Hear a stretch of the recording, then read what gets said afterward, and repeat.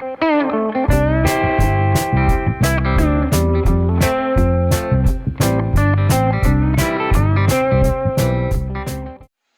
guys, Alec, Peirce at the ranch doing a dirty job today. I hate this. I actually hate doing the blades on my brush cutter, my bush hog, whatever you want to call it. Rotary cutter is actually the proper term for this machine.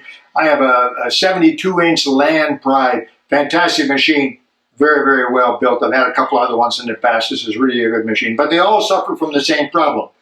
The blades, they have blades that spin around really quickly. You know that already.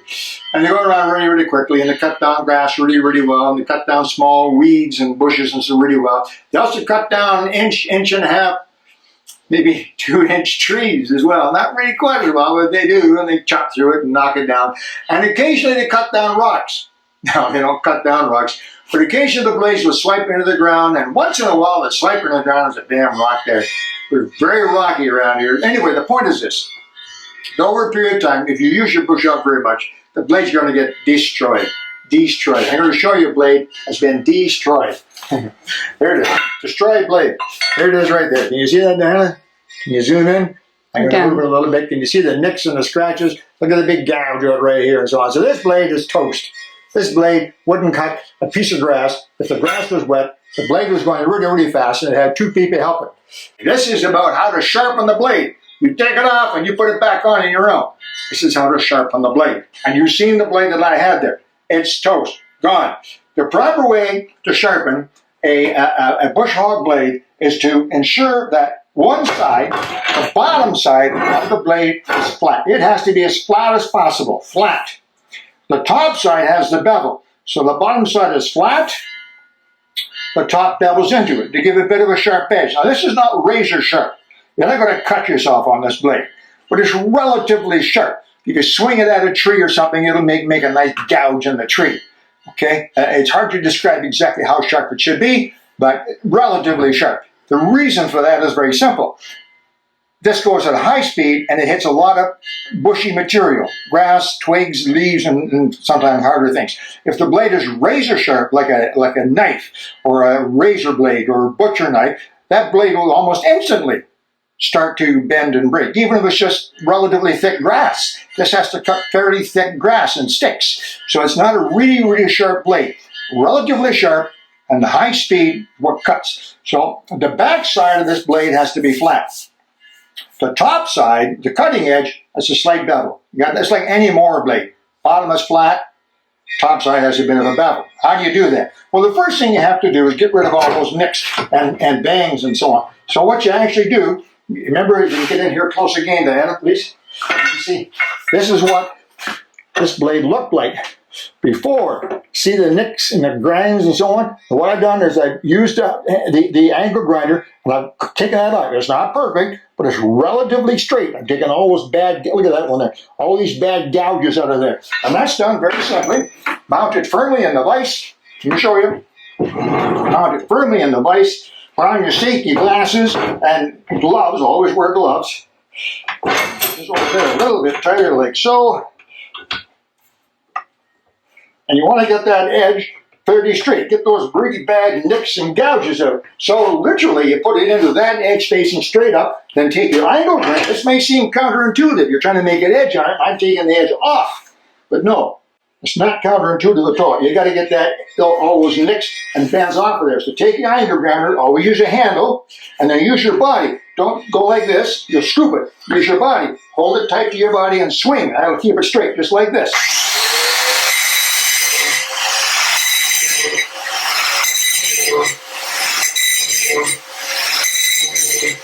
Okay, that's the edge, that's the actual edge, and I'm flattening it. But I'm flattening it for a reason, to get all those nicks so it doesn't look like this. Now it looks relatively flat. Now what you need to do is go to the back edge, open up your vise, go to the back edge like this, back edge facing up, so, and this is the edge, it should be fairly flat. It's never going to be perfectly flat. It'll always be a bit of an angle, but do the best you can. Same thing with your body. Full length.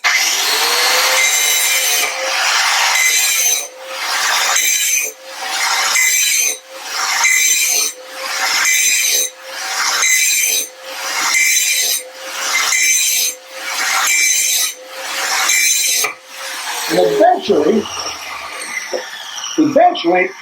hopefully, what you'll end up with is a relatively flat surface.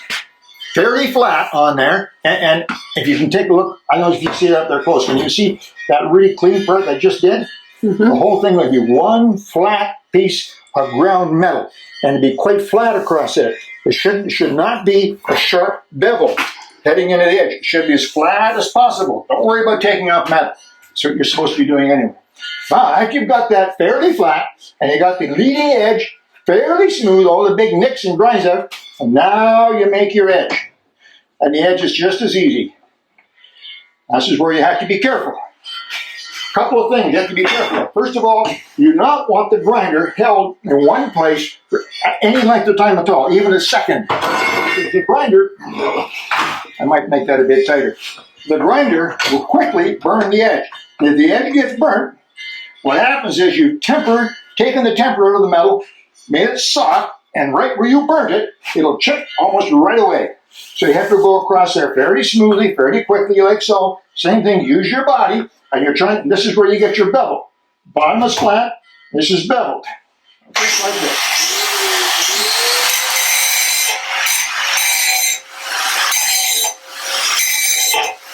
See the bevel? See the bevel? On the other side, I was holding this as flat as I could, flat to the blade. On this side, I hold it at an angle like this. This is where you get your bevel. Now you got to keep doing this across there. Try to get a single ground area, and you got to get it down until that wide edge that you made by grinding off the nicks and the scratches is almost gone. Almost gone. Again, you don't want it so sharp it cuts your finger.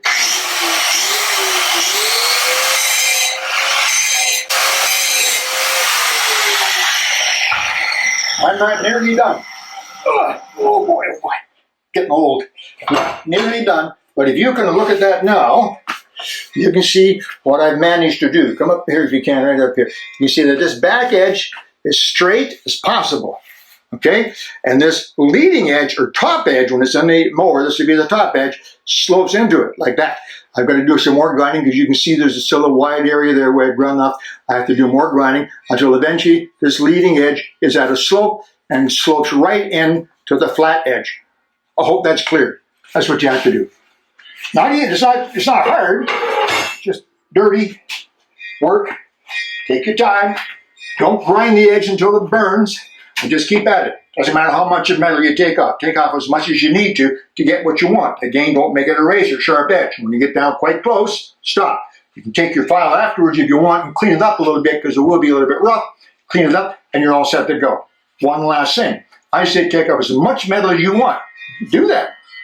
But the two blades have to be exactly the same weight before you put them on the mower. How do you do that?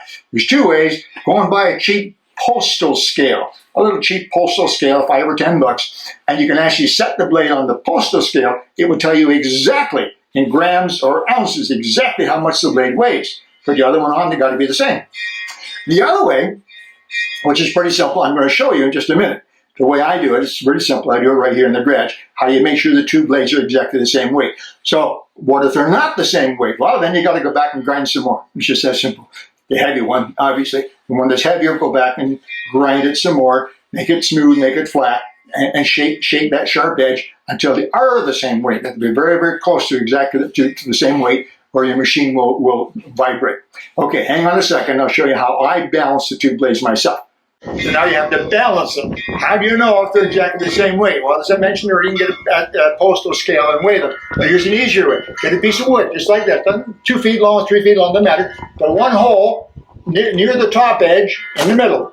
And then a hole at each end near the bottom edge. One at the top, one at each end of the bottom. Get a little bit of black wire, baling wire, whatever you have there. And put one piece of wire in that middle hole hanging from the ceiling, and another piece of wire holding each blade up. It's just that simple.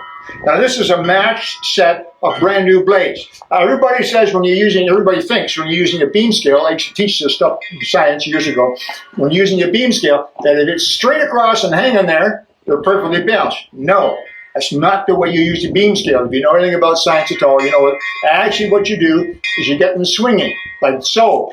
Get them swinging. And then you measure the distance as this travels up and down. It should be the same distance up and down on both sides. That's how you actually do it properly. However, if you get the two of these and they're on there, and a little bit of a bounce, and they hang pretty straight, this board is pretty straight across there, these are well balanced. That's all there is to it.